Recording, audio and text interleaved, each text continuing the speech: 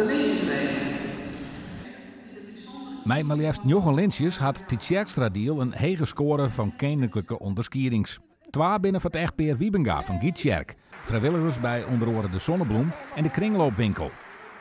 Ja, als eerst als echtpaar is te staan, dat is leuk natuurlijk. En als eerst de man tussen de vrouwen.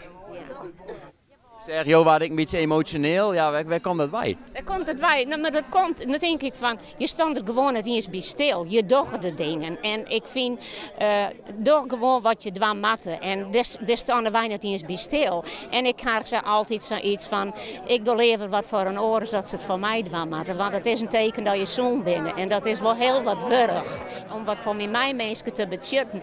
Maar daarom rek het niet van hem aan wel, dat ik zelfs in de zinnen kwam. Ja, dat vond ik wel heel bijzonder.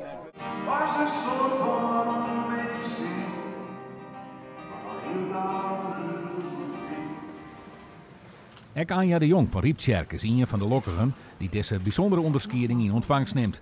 Van haar werk als vrijwilliger bij de Tjerken en dwarfshoes de Eindekoer. En dat zijn ze net aankomen. Er zijn zoveel mensen die goede dingen achter de schermen doen, dus waarom ik?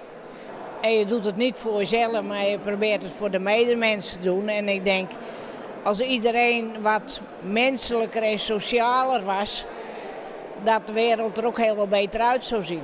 We staan niet voor ons eigen hier in de wereld, maar voor de gemeenschap. Zo zie ik dat.